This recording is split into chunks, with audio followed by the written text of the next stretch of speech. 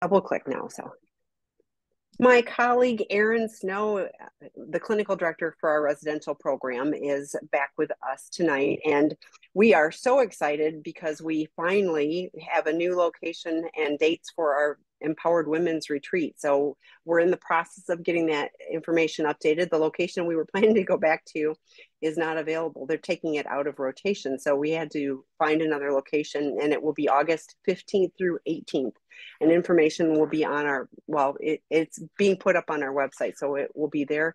We already had some applications for that, and we are happy to tell you more about that. And maybe let's talk just a really brief moment while we're waiting for questions about, you know, who should consider participating in that. Yeah. So any woman, so this is female specific, but that has experienced betrayal trauma. We don't have any sort of requirements or even suggestions on whether you're choosing to stay, whether you're choosing to leave, whether you're unsure. But women come into that retreat broken, right? They are traumatized. They've had the, rug ripped out from under them. They don't feel like they have anyone they can really talk to about it because everyone has an opinion in their life, and they leave with this amazing community of women that I was just talking to one of our retreat alumni yesterday, and she was just saying how this has been the month from hell, but her tribe that she met at the retreat has like single-handedly carried her through everything she's been through. And she just basically, I feel like there's a brightness about her that wasn't there before. I mean, in the beginning, I remember just like covering and like not wanting to Mm. be seen, and just the level of strength that's come out of this, whether it's to stay or go, for women to feel like you have a community around you, you're able to set boundaries when you need to, you're able to figure out like, how do I love me through all of this? How do I show up as the woman that I want to be, no matter what's going on in the tornado circling around me? How do I want to show up? And it's been just an incredible experience to get into some deeper experiential work where we're actually facing some of those things that have been hard to face, and coming out stronger on the other side. So yeah, it's really for anyone that's experienced betrayal trauma. If you're experiencing feeling stuck in your own healing journey, or feeling like you're held captive to your partner's healing journey, and it's like, if they don't move forward, I can't move forward. If there's this feeling of I don't want to be held hostage and prisoner to this experience for the rest of my life, I want my joy back, I want to be able to experience life as, on life's terms as it comes at me. It's an amazing opportunity and really beautiful experience. And you know what we don't talk about is just all the stuff that has happened. We're not just picking through the details of that. It really is about how do we, give tools and skills, and I find it so freeing. I know who you're talking about when you shared that example, but yes, and instead of being all contained down, I really see a transformation in the people, that part as women that participate. But it's a safe space, to process difficult, feelings and emotions, and just kind of figure out what is my reality. So, Mhm. and whatever the reality is, doesn't mean that there isn't support, like you're saying, with a really difficult month. And guess what? There's support, and she and others are getting through that. So, okay, so we have a question, Erin. I have been a PA for over 25 years. I let my addiction take control of my life and have directly hurt my spouse and indirectly hurt my kids. My addiction has made me into a selfish liar, and I hate that version of me. I tried stopping on my own and eventually attending counseling sessions, one-on-one courses, and therapy. While it works temporarily, at times several months, I eventually slip and ruin whatever trust I gain with my spouse. I am sick of living this way, and I don't want to continue. I want to be trusted. I'm truly thinking about your residential program. However, are there options you can provide before I make that commitment? I'm not sure in terms of other options. I gotcha. Yes. I mean, here's the way I look at it. I have guys call all the time that are like, I kind of want to do the minimum first, right? Like the minimum impact thing first. And I understand that it's like a financial commitment, it's a time commitment. You're away from work, you're away from your family. It's a lot. But time and time again, I see exactly what you're describing, which is like, okay, I went to therapy first. I went to a couple of groups first, and I couldn't quite get on solid ground. And now some people do, and that's amazing, especially in going to meetings, and they start filling their life with recovery activities, and they're able to get on solid footing. But what for the guys that really can't, there's something in there's something blocking you from being able to get on the horse and stay on the horse. And the thing with residential treatment is that we are looking at all aspects. I mean, we are like unlayering what is going on here. And it's a small program. And I think that gives us we're fortunate enough to be able to actually spend a lot of time with these guys looking at all the aspects of their life. Like, is it trauma related? Is it your relationship with one of your two parents growing up? Is it that I have this huge blind spot and I'm in denial and I'm not willing to see this piece? Is it I have eroticized rage and I'm angry at my spouse and I don't see it that way, right? That I'm acting out passive aggressively over here as a way to like maintain my freedom. I mean, there's so many layers, and sometimes only going to, an hour of therapy and a group every week is not attacking the roots. It's not really unlayering what is it that is consistent, because it looks like you've done some work. And I want to give you, the validation for that. It looks like you've done some work to try to get here. And the biggest pain, not just for you, but for your spouse, is when you get that hope, that glimmer of hope, and you're doing the thing, and then you wipe it all out again.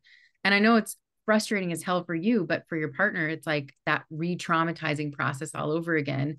And so I if there's anyone that's considering residential treatment, this is a perfect scenario of like, I've tried a lot of things, but I'm really struggling with staying on the horse. And this gives you the opportunity to really dig deep in an environment where we're removing all of the distractions, all the things that you're used to resorting to numb out or just deal with your anxiety or deal with whatever it is that's discomfort in your life. Those things are removed. And what happens is the stuff comes up and we can look at it and we can really set you up with a solid plan for life after treatment. And that's really it. And I've been struggling with this for 25 years. And at some point, I mean, I'll speak from personal experience. Best investment I ever made was getting the help that I needed so that I could live a life that's a different way. I don't struggle with, I have my life, don't get me wrong. And, I went to a noon meeting today because I realized I was feeling like everybody's driving me nuts. So what does that mean? It means I need to go get recalibrated. And I went to a meeting and I'm fine, but I have the tools to be able to do that. Like, did I even think about acting out? Absolutely not. Did I ruin any relationships? No, I kept my mouth shut and went to a meeting. Like, I had the tools to be able to do that. So I'm not saying this isn't about me. I'm telling you that if you get real recovery, you don't have your partner does not have to sit there and go, when's the other shoe going to drop? You can show up, you can be the dad for your kids that, they can respect and have, we can be people of integrity. I love that our program is called Seeking Integrity. We strive for that personally, and we want to help others have that as well. But these issues predate the 25 years that you've been acting out, like that's just the reality, so it's scary and it can be daunting. And I'm telling you, there is no more expert clinical team than the Seeking Integrity team, because this is the only work that they do. They're not trying to do 1,000 different things. This is the work that they do, and they do it with expertise, which is why, people come from all over the world for this. And I often say, if we're not your first treatment program, we want to be your last. I have such respect for people who have gone through other treatment programs and they still are holding out that, okay, I'm going to give it another try. I mean, I really respect that, but it's also really painful for them and for, partners, to have to struggle with that too. So, you've been through the work groups, your 12-step drop-in groups, at some point, Dr. Rob says this all the time, if what you're doing isn't enough, up the level. And so, I don't know what the next level would be for you. Maybe,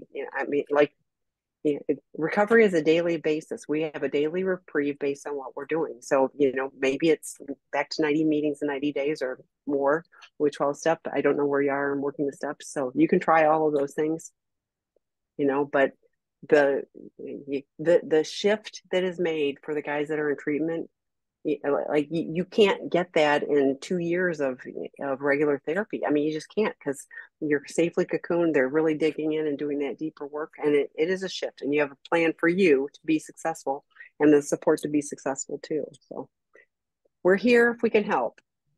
Okay, betrayed partner here. I know boundaries are important, and I've been working really hard on this. Somewhere along the line, I've somehow internalized that if I don't set strong enough boundaries, it's all my fault if I get hurt again by my partner. I don't think this is exactly right, but I can't get it out of my head and heart. Any thoughts? Thank you for all you guys do. Thank you so much for your question. I'll start with saying no, not your fault. If you get hurt. Now, so boundaries are about self-protection. I always have to check myself. Is this a good boundary? Am I trying to control somebody else? Like, is it an ultimatum, right? Or is it a boundary that protects myself? And sometimes those sound very similarly, but what's the intention behind it, right? So you want to look at your boundaries as, what do I need to feel safe? What do I need to feel safe? Do I need to know that you're invested in some kind of recovery? Well, I mean, as a very bare bones, like, what is the contract in this relationship? Right. If so, the only boundary I would say that, like, maybe would come back to, oh, well, I wasn't clear, is like, I don't care that you act out. I don't care what you do. Our marriage is open. Go do what you want. Then I could say, sure, like, he didn't know. I imagine that is not the case. And no, you want to make boundaries that protect yourself. So you want to make boundaries that are, I feel safe if you're not exposing me to things outside for a marriage. I would feel safe if our contract between the two of us, which is these behaviors are not allowed, is honored and respected. And if they're not, X, Y, and Z, right? Here's what I'm going to do. This is the actions I'm going to take. So I'm wondering, there's almost kind of in this is saying, if I don't make strong enough boundaries, he's going to hurt me. There's a part of this statement that sounds a little bit like, if I don't control his behavior, then it's my fault. And it's not. All you have to do is decide, what do I want to feel safe in this relationship? And how do I verbalize that? And what am I willing to do if those things are not, followed through on? Because at the end of the day, we get a lot of partners that the boundaries go into that realm of control, right? So now I'm spending all my time surveilling you. I'm watching cameras that I've installed. I'm checking every app that you have. I'm looking through your emails. I'm checking your social. I'm doing, like, all of these things. That would be something that I would say is, if you're saying, my boundaries, I'm going to surveil everything you do. And if I don't do that and he hurts me, then whoops, it's my fault. Not true. There has to be an element of this where they have choice. They have choice in what they choose to do. You have choice in what you choose to do. What am I going to do to keep myself safe? I'm going to make it really clear what things I need to feel like you're in recovery. What things do I need to feel safe and respected in this marriage? And what things do I need in order to build trust? And you're going to be very clear about what those things are. And those are attached to actions of what I'm going to do, to protect myself if those things are not happening. And I always say boundaries are fluid and they can change. If somebody is making progress and they're building trust and you're moving in that direction, awesome. My goal would be for you to be connected. And so if there is those trust building activities, amazing. You might loosen up the boundaries that you need to protect yourself because you're feeling more able to connect to that person. If it's the reverse and they're not respecting my boundaries and they're not doing the things I said I needed to feel safe in this relationship, then I'm going to make those boundaries more rigid because I don't feel like I can safely connect to you right now. And so you cannot control his behavior. Like, that's just the bottom line. And your boundaries are not going to control his behavior either. Your boundaries are to protect yourself. What am I willing and not willing to do in this relationship in order to stay in it and engage in it? So just try to reframe that a little bit. Maybe that's the way to help shift this in your head and heart, because it's weighing on you. But absolutely, you're not in charge of setting up a rule book that prevents him from doing something, because you can't. He's going to do it if he's going to do it. Um, yeah. Boundaries are to protect you, mama. And I'm thinking, Erin, in this, it's like, and you can be safe. So, like, I'm physically safe, I'm sleeping in a separate room or whatever, and he acts out. I'm still going to be hurt. Like, I'm safe, but I'm hurt. Like, I'm almost thinking you can't equate safe with I'm not going to be hurt at all. 100%. Yeah. And let me tell you, sometimes safety for me is like holding on to myself when I am hurting. So something's happened and I'm devastated by it, or I'm hurting. Safety sometimes for me is like my emotional space from you so that I can get adequate support and I can, hold myself up and hold on to myself during the hurt, because I can't go to you in those times. So safety is actually protecting my heart from you when you're doing actions and behaviors that hurt me like hell, right? That I have to wall off more, when you're lying and omitting and calling names and being defensive and, gaslighting and all the, like, none of those things equate to emotional safety for me. So I'm going to wall up and I'm going to get the support that I need to feel like I can survive every day. Right. So you're absolutely right. Safety can mean emotional safety, physical safety for sure, sexual safety, my mental health, my spirituality, all of these things. It doesn't, you don't come out unscathed. Obviously, when somebody else chooses, because it is their choice to act out, to do all of these kind of painful behaviors.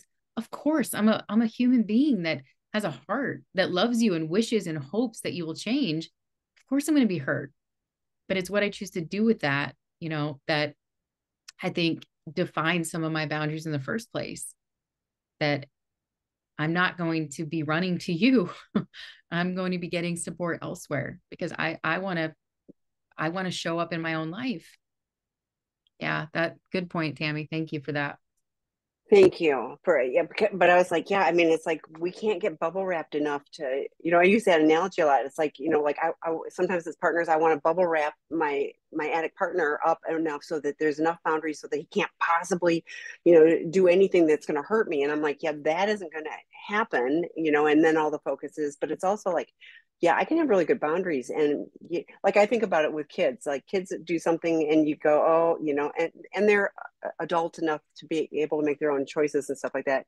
And you go, this hurts because I see that, they're going to get hurt by this, and they have to make their own choices, so there's hurt with things, but there's also support from others so that you can tolerate, like you said, I'm going to go get my support over here, but I still have my boundaries in place. So Yeah. Yep. okay. Next one, D-Day was September of 23. My husband went through disclosure in March. Um, uh, so that must be the two of you. Okay. So we are doing a therapeutic separation through summer, and college kids will be home for summer. I'm setting some strong boundaries with my husband. He is in recovery and I'm getting support.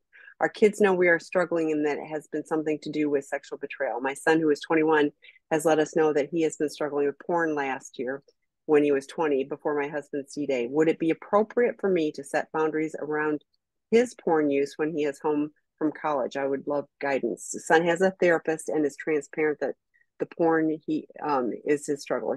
He is ahead of his dad in ways. So thoughts on that? Well, I'm grateful that, he shared that with you guys. Mm-hmm. Oftentimes, especially at his age, the parents are the last ones that they would go to, but it sounds like some level of your transparency and being able to, work together as a family has made it a safe place for him to share what's going on with him, and he's seeking therapy. Yeah, I mean, this is an interesting one, right? Because we're dealing with an adult. And there's also this overlay of you having been a betrayed partner and dealing with this in your primary relationship. I would say you may want to inquire what kind of boundaries he's set for himself through the process of therapy. And one thing that many, recommend is putting like a filtering software on your phone as a way to kind of be self accountable. But I don't know whether I would. Certainly you can say that, you know, we would like to support you in your journey of like battling with porn addiction, and we would like our home to be a safe place for you, and we would like for it to be a porn free environment. I don't think there's anything wrong with that, absolutely, especially since he has shared that he struggles with this. But I don't know if there is an element of like a parental figure saying down like no porn in this household, right? Is I don't know, Tammy. I'm kind of stuck on that one because of course I think it's your household. You can set rules around it just like you would with substance. He's sharing that, I'm struggling with this. He's obviously going to get help and his hope is to, get off of it. But I don't know how an additional layer of like parental boundaries with a 21-year-old um would kind of in some ways be emasculating. That's just kind of what comes up for me. I don't think there's anything wrong with saying in our household, like we want to support everyone who's struggling with something. This is a porn-free environment, right?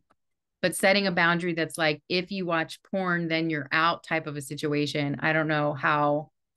What do you think, Tammy? It is really challenging because like you're trying to hold the balance of like, I mean, you are the parent. This is your house, your rules, and then you also know that your husband has struggled with these, things as well. So, to me, I was thinking it's almost like we're striving to be this, this environment.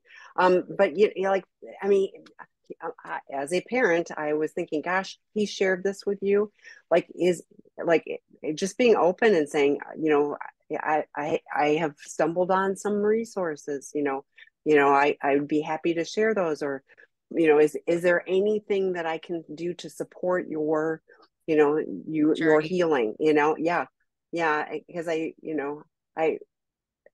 to me that would be the most meaningful. I mean, I was fortunate. I was his age when I got into recovery, and I had very supportive parents. They didn't have a clue what to do, and they were, like they were so afraid, but I knew that they had my back. And I think just you showing up and him knowing that, yeah, it's a struggle, and we're here if we can be of help, Yeah. um but it, it's his journey. But like you said, in some ways, he's ahead of his dad. um and I think it's one of those things.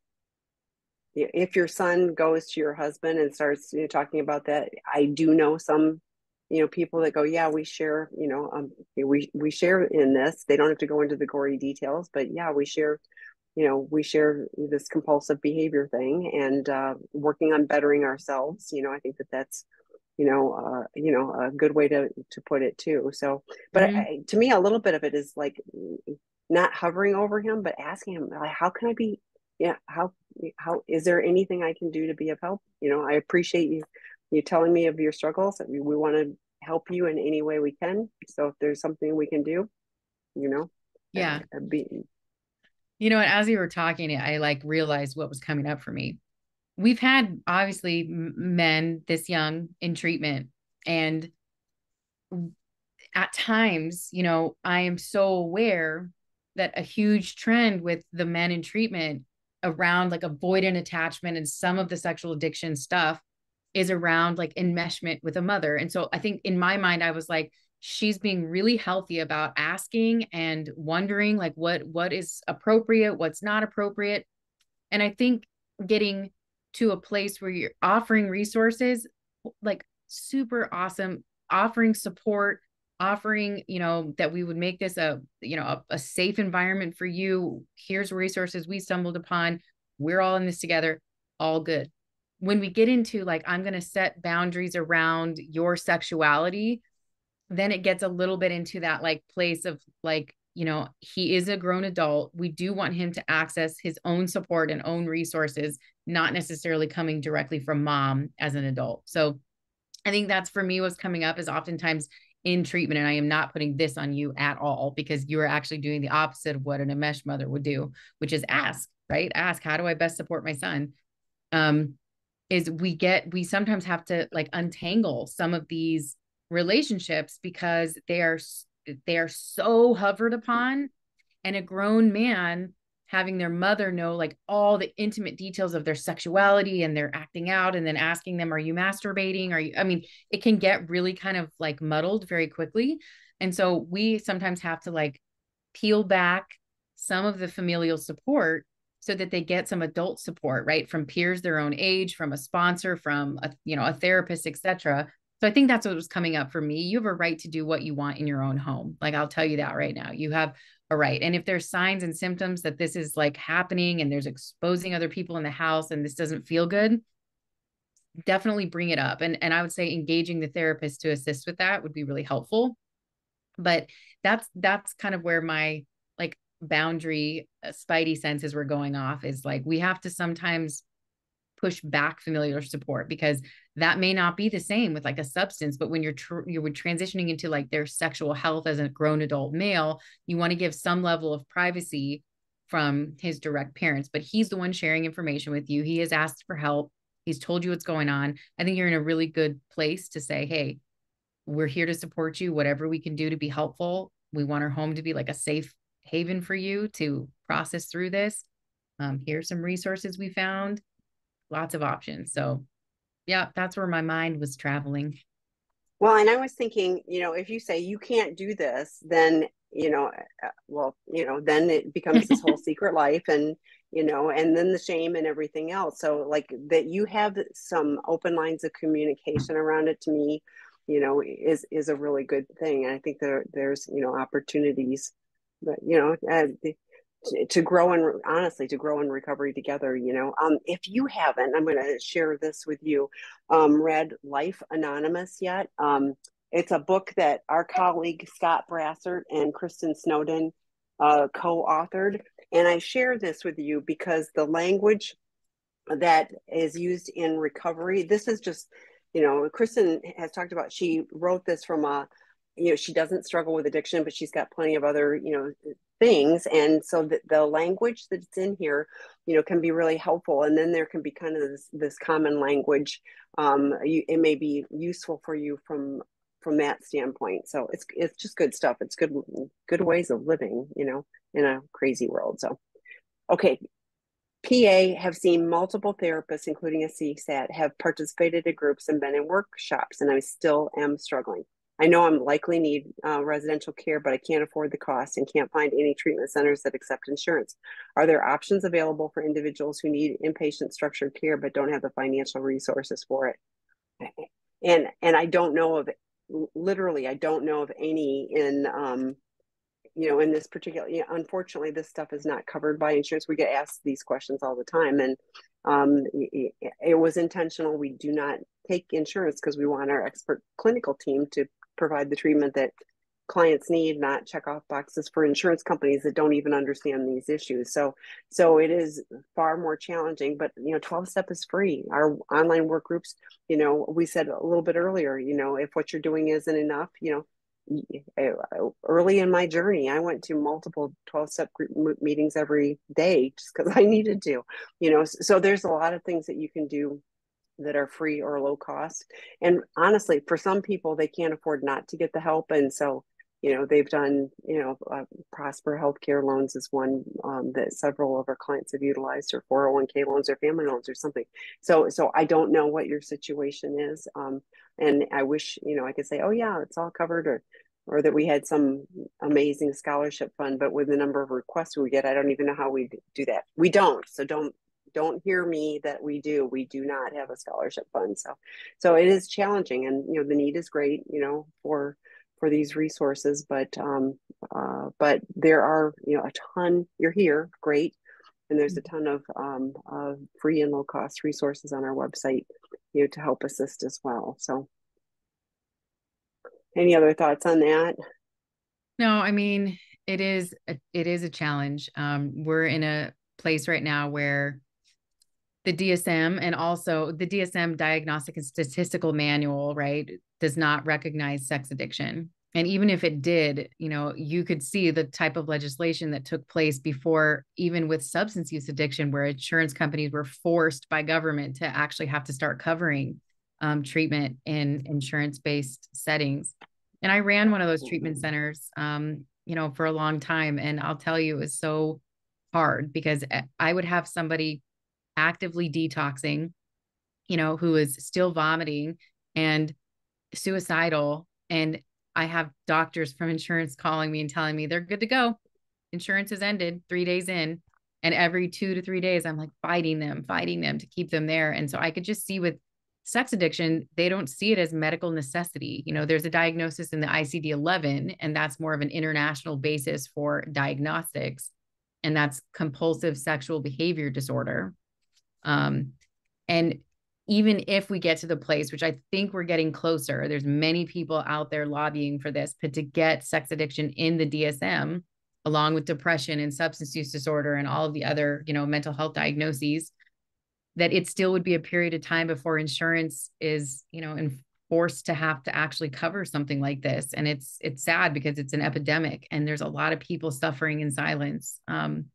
Because it's, society has a long way to go before we're super supportive of people saying, I can say I'm sober from substances and people are like, good for you. And that took a lot of societal kind of waves for that to be where they saw it as a mental health issue, not a moral failing. But with sex addiction, it's like we're ticking away at that. We're chipping away at that stigma every day, doing the work that we're doing. But, we still have a ways to go. And so I want to thank you for reaching out, and certainly it's why we give away so much for free on our website, is because not everyone can afford treatment. And so if we can provide drop-in groups and webinars and podcasts and things like that for free, it's the best, that we can do to help offset like what it does cost to come to treatment. Yeah. And we have, things for betrayed partners as well, because, we want healing and healthy attachment, whenever possible, when people are open to that. And so, yes, we have a lot of resources, but, I think about, AA, started in the 1930s. The 1930s they started, and how many decades did it take for, insurance companies to cover, the cost of treatment? Well, to even Took have the opiate qualified epidemic treatment. and Yeah. more people dying from opiate overdoses than car crashes and gun violence for them to actually say, oh, I guess we have to take a look at this thing. And yeah, so it's a battle for sure. And we want to help as many people as we can, Yes. So other questions? We'd welcome your questions. Yes, we do. We know you got them. We know Yes. you do. And we've got answers. So throw them up there. We'll do our best with answers. Yeah, we've got the best answers we've got. Yes.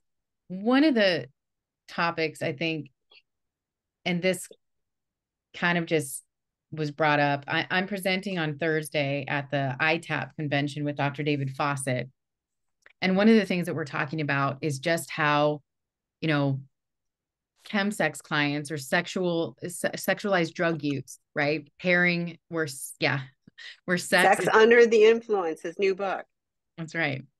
Where sex is fused with drugs or alcohol is, what we're presenting on is just this used to be a concept that people looked at as, oh, the gay community is engaging in this. And our whole presentation is about, no, this is happening for women. This is happening for heterosexual men. We've had a huge uptick in clients in the last year, 2 years, and trends are showing that this is true societally right now in heterosexual men doing meth, right? This is not just a gay community drug, which previously seemed to be, some of the statistics showed that, but not, that now we're seeing, I'm talking a huge uptick in like men and crack. Like crack is whack. When did it come back? I don't know. But I mean, I'm talking upper middle class working individuals that once they've engaged with their sexual acting out, they are coming in, or vice versa, chicken or egg, coming in contact with drugs, and these things are fused one in the same. And many of them are trying to like say, oh, well, the drugs are the problem, right? So they'll go and get maybe substance use help, and they're finding that they're relapsing instantly because, and Dr. Rob and I actually just went around to a few different locations, treatment centers, in the last 2 to 3 weeks, presenting on this exact thing, helping to train other clinicians and therapists, especially in substance use treatment, how to vet the sex side. Because I'll tell you, running a substance use clinic, I look back before I got into this work, I look back, we missed so much. We're not trained in grad school. I think we had one class on human sexuality in all of our grad school, and sex is such like a huge part of every, adult person's existence, that it's shocking how oftentimes substance use treatment facilities are not vetting that other side. So they're not seeing, is this fused with something else? They're saying, get off the substances, they go back into the world and they're back in it right away. And so we're one of the few in the country that actually treats the fusion of the two, that this is intimately fused in the addiction cycle. And I just thought it was an interesting trend to bring up because we're still getting calls all the time. And I'm talking, this is not, it's a big uptick in the last couple of years over before of heterosexual men being addicted to meth, other stimulants, alcohol, GHB, ketamine, and having those things fused with their sexual acting out. So just interesting to note. Yeah, well, and teens. I mean, I'm hearing, I get, we don't work with teens, so, but I get a lot of calls because I do make lots of, I'm a hub person. I try to help people find the right resources. And so, and it's sad when they're calling about, legitimate teens that are, struggling with co-occurring issues. And, but we do the best that we can. So ITAP, when she was talking about that, that's the Training and Certification Organization for CSATs. So that's, there's a conference this week. And so Erin and Dr. David Fawcett, who is on the even months of the right, I get this, yes, he's on the even months of the with us on the second Wednesday. So yeah, he was just on talking about Sex Under the Influence, which is an important book. So okay, the next question, Erin. I'm worried about my partner. I'm worried my partner isn't going to tell the full truth during disclosure. I know CSATs can help with this, but I imagine they can't make anybody be honest who isn't going to. I'm not sure what to do because I want the disclosure very badly, but I don't want to have to go through it twice. How does anyone know if a PA is really telling the truth during a disclosure? I think so. We recently had someone come in because a disclosure, didn't go well. And I think that yes, CSATs are trained in this process to go through it with a fine tooth comb to point out when like, that doesn't add up, or I don't remember, doesn't work here. Let's go through old emails. Let's go through old calendar invites. Let's go through your old text. Let's see if we can fact find and really dig deep.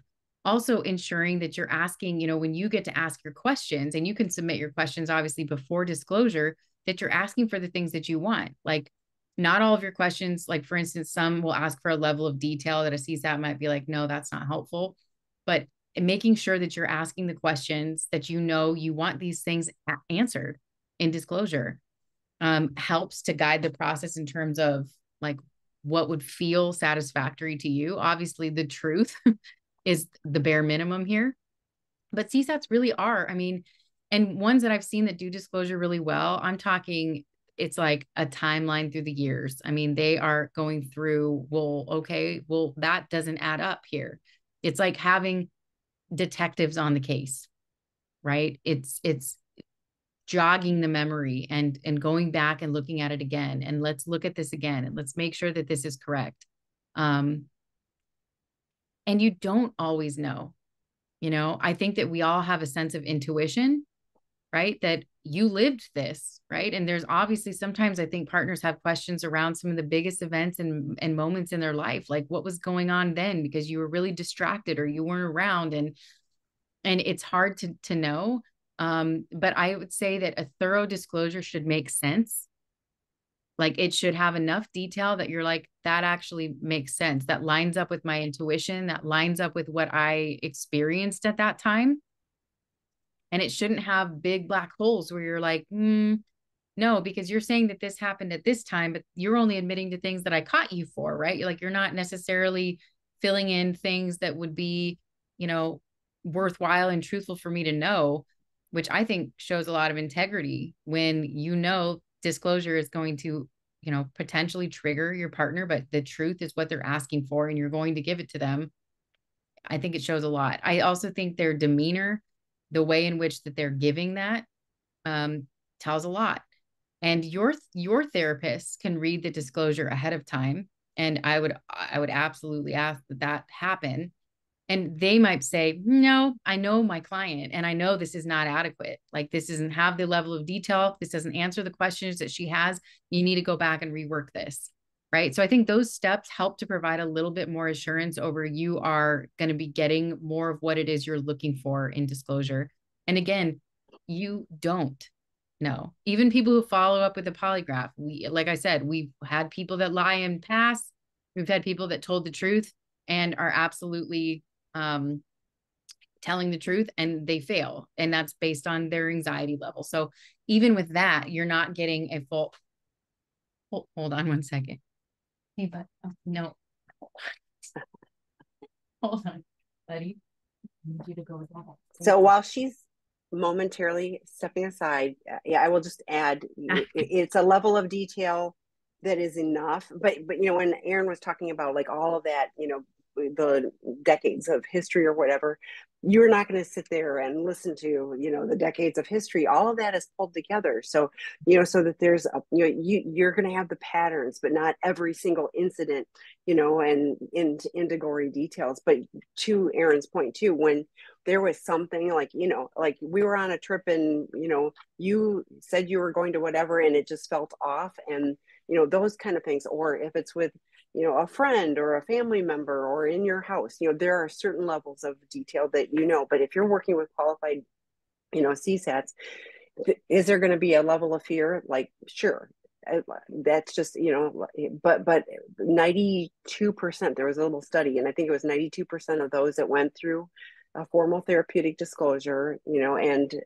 they felt like that set the foundation. And I think if you are both intentional in saying this is to set the foundation for moving forward, and being able to repair where the gap that we're in, and I do want, like, even if you think I don't, I'm going to be, it's not going to go well, that's what I need, because I'm going to find out anyway. I mean, that's what always happens, is they find out anyway, and then it ruins everything. But I don't blame you for not wanting another one. The other thing is, if the behavior hasn't stopped, which lots of people are like, I need a disclosure now, and I'm like, yeah, but he's still acting out, and then you don't want a disclosure, because then you're going to absolutely have another and another and another. So stop the problematic behavior, get the information, but not take 3 years to get the disclosure either. So you were in mid-sentence until you had a little friend come. They got home from soccer practice and I'm in my office and I don't know, he just came right on in. I don't know. You need to say hi. That's all. Dad's unloading the car and there we hear, hello, little buddy. I am a mom. Yes. Okay. So then the next question, Erin, is, can I trust, from a betrayed partner, can I trust my partner's version of recovery if we cannot afford resources like intensives, inpatient treatment, or CSAT? My PASA husband sees a trauma and relationship therapist as it's what we can get via insurance. She is great with what she can provide, but sometimes I think he lacks the accountability needed for a real addict program. Can we reach reconciliation without things like a therapeutic disclosure or polygraph testing? Yeah, so there are a number of CSATs that do take insurance. So one thing you can look at is Psychology Today. If you put in your insurance and you put in certain specialties on psychologytoday.com, you're likely to be able to at least see who's available, whether it be in your area or in your state. Okay. That's one option. But yeah, it is challenging because not all therapists are trained in this specific area. right? And so sometimes they're giving, someone who's not trained in sex addiction is potentially giving advice that would actually go against what we might say or want to do in recovery. So, but there are, like I said, can you trust his version of recovery, even if you're not? Yeah, because a lot of recovery is available for free, right? Is he going to 12-step meetings, right? Is he going to his SAA meetings or SLAA? Is he working with a sponsor?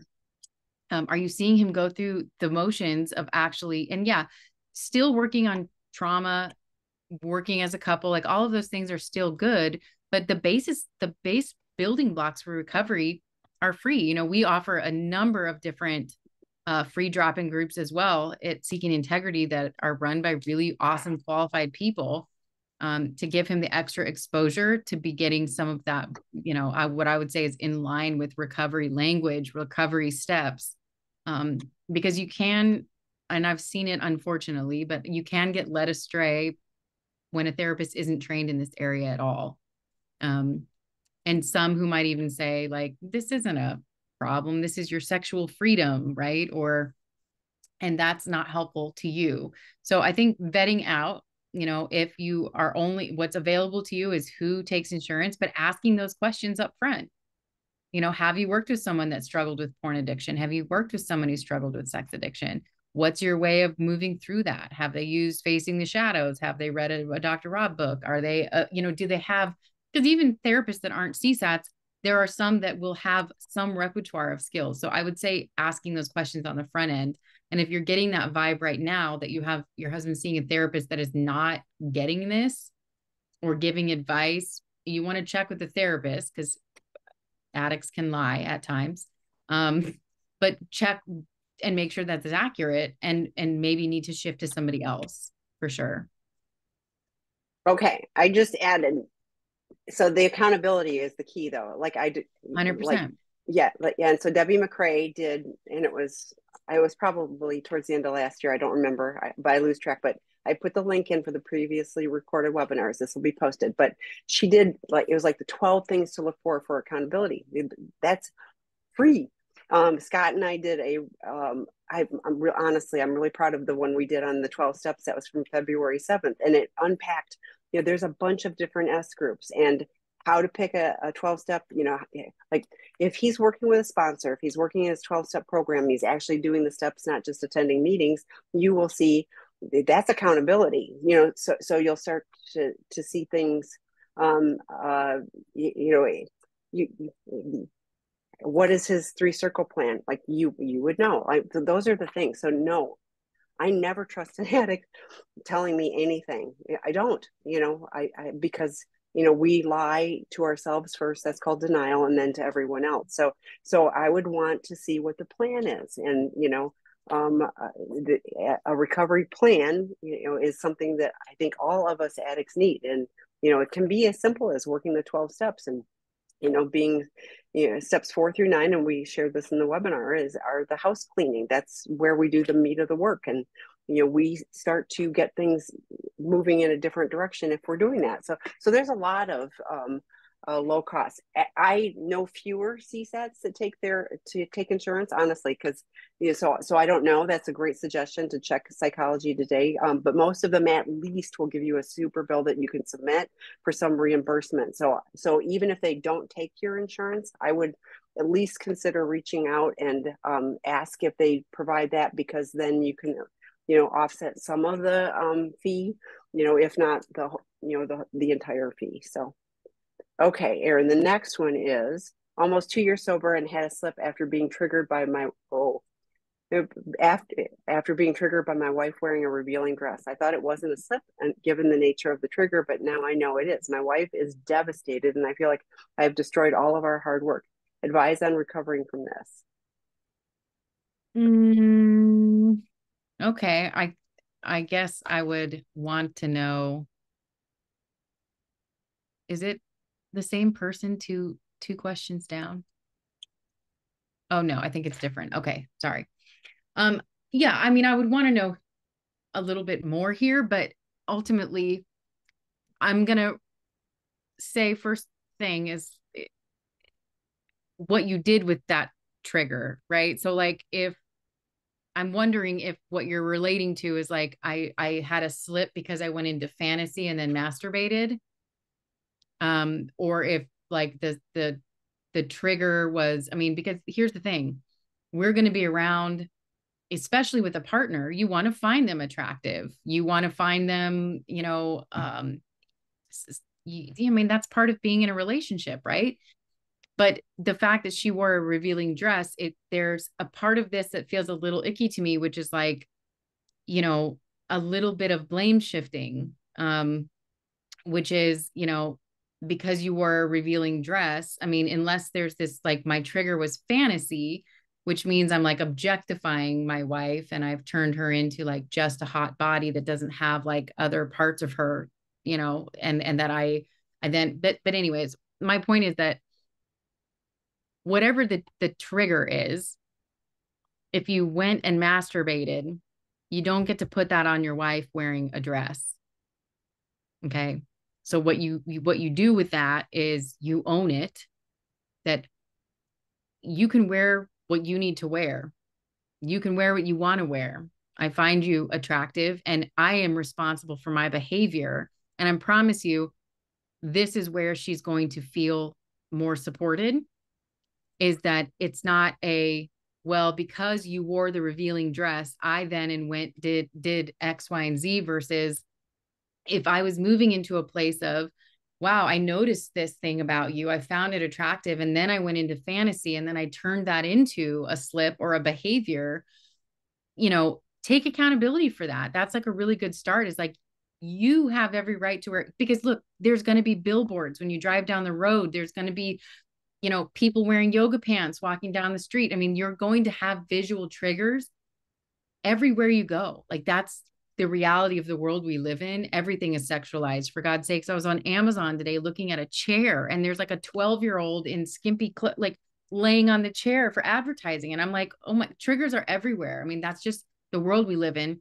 It's what you do with those triggers, right? Did I call somebody? Did I text somebody? Did I reach out to my sponsor? Did I say, oh my God, I got to get out of my head and go, to a meeting? I mean, that's accountability. And that's how you're going to heal from this, is taking accountability, not saying that I did this because you were wearing a revealing dress, right?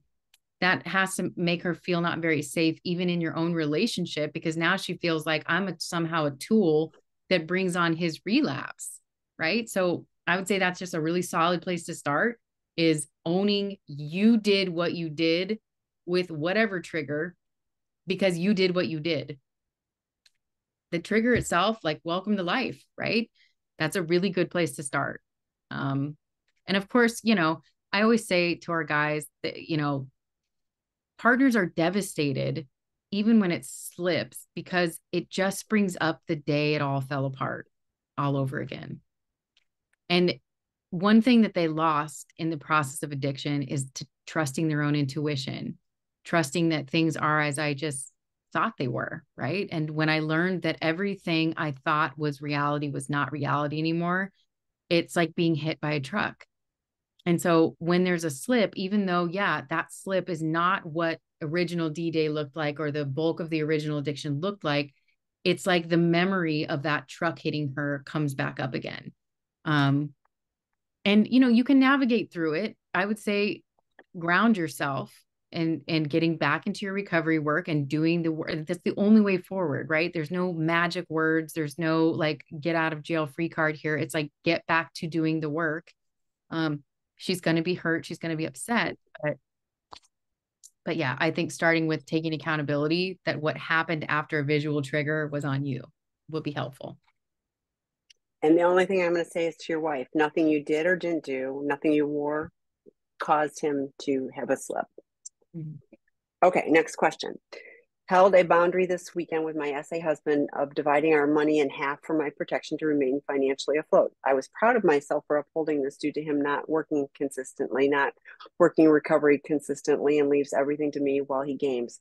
Then I came home to him angry about it, and he told our kids that we were splitting up because I am stealing money from him. It's absolutely destroyed our kids. He won't leave the house and won't let me leave with the kids. What do I do? this Yeah. would be, I'd call the, I mean, this would be, I'd contact an attorney and yeah. I mean, this feels like you need police intervention. Yeah. I mean, if so, I would not give legal advice here, but I would say you are at a place where you need to seek legal advice. Because if it looks like you were not trying to actually separate, but he got mad over your boundary and is now trying to pin the kids against you, prevent any kind of separate, like, but he doesn't get that choice. So I would be very careful with what you're doing right now in terms of planning your steps. I would reach out to a family attorney and I would take any and all advice they give you. Save, communicate in writing as much as possible, everything down to, you know, text messages and emails. Avoid verbal because it's not traceable and recording isn't always able to be used, but verbal, I mean, written is. So I would just say, you're at a place right now where you're in a stalemate, which is he won't leave and I'm asking him to leave. He won't let me leave. You know, I would be seeking some legal advice right away. Mm-hmm. Because if nothing else, getting a legal separation that has actual safe guidelines around finances, around custody of children. I mean, even if it's not we're moving into divorce proceedings, but there can be a legal separation that both of you have to agree to.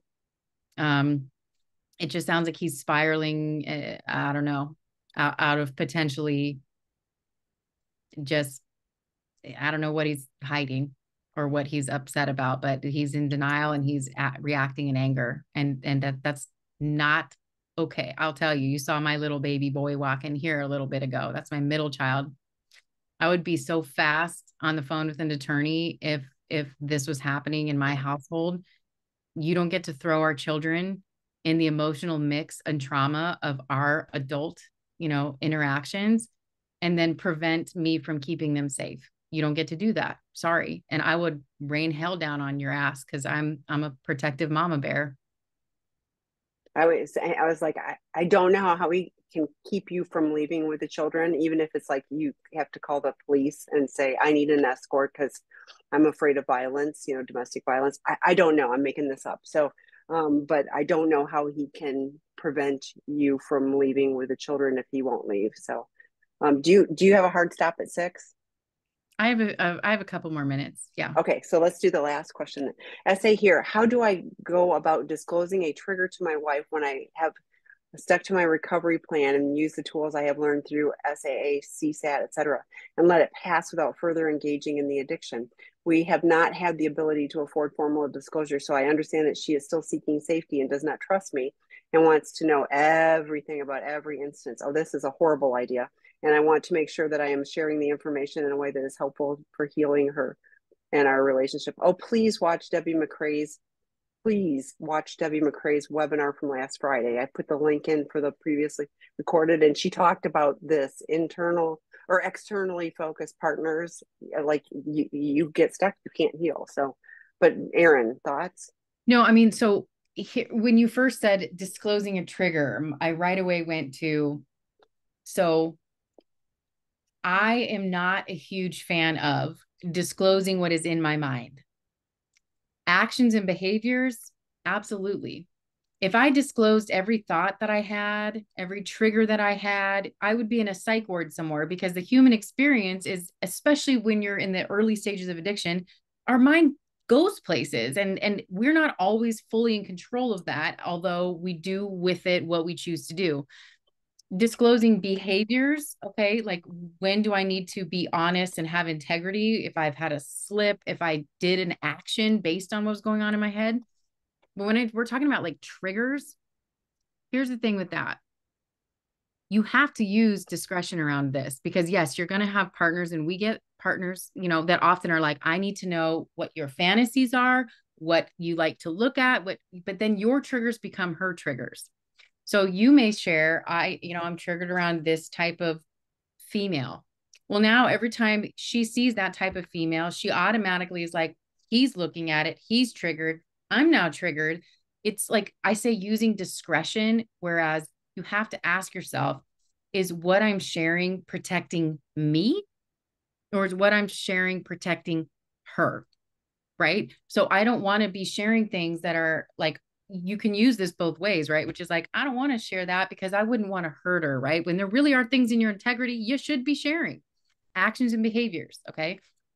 But there are certain things that are protecting her, right? That you don't need to, that is what recovery brothers are for. That's what a therapist is for. That is what a sponsor is for. When I'm triggered by something emotional in my head, a visual stimulus, that's when you reach out, you text a recovery brother, you call your sponsor and you say, whoa, I just had this moment. But I'm not going into indulging in fantasy for hours. I'm not going into, now I'm actually ritualizing and I'm doing certain behaviors that are leading me in the slippery path. That's all different. I'm talking about what's in your brain. And I know that a lot of partners, especially if you're not yet in, I mean, it sounds like you have a CSAT, which they can be helpful with this, but want to know all of the everything. And the truth is, it's not helpful. Okay. And I've been on both sides of addiction. And yes, the trauma brain wants to know everything because it's safety seeking. It's, I want to know that I'm safe and that I know what to look out for. And I know what but it's not helpful. It's really dysregulating. It's really destabilizing. It adds more stuff to be freaked out about that isn't necessarily related to actual danger at all. So that's my 2 cents on this. Yeah. Debbie talked about that. I'm looking at my other screen and it's the very top one. I would invite, I mean, everybody gets to choose your path, but like we're here, we want people to have healing. We don't want this to be the only focus of your entire life and, that all the joy is sucked out of it forever. So like, this is a journey and there's lots of tools and we share them and everybody gets to choose. So, no judgment, you pick. But when people are looking for how do we move forward, there's lots of tools on how to move forward. So thank you, Erin. Thanks for everyone for joining us and actually asking questions. We so appreciate it. That's a good thing. So Dr. Rob will be back next Monday and Erin will be back in 2 weeks. So thanks everyone. Bye-bye. Have a good night.